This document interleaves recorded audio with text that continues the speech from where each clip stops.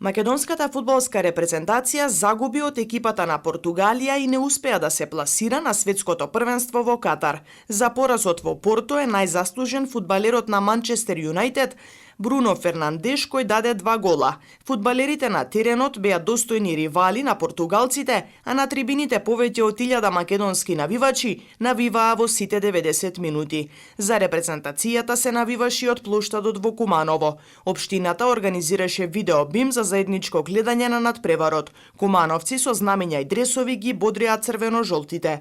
Македонија изминативе неколку дена беше тема број 1 во европскиот фудбал, откако во Палермо славеше против 4-кратниот светски и актуелен европски првак Италија. Фудбалерите по 30 години беа на чекор од светското првенство и тоа дава право на оптимизам дека во блиска иднина може да се направи и тој последен чекор и Македонија да заигра на Мундијал уште во 2026 година.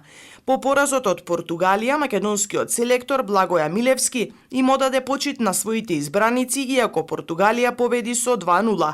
Тој смета дека искуството од последните 2 надпревари ќе и помогне на репрезентацијата да се доближи до најдобрите европски селекции.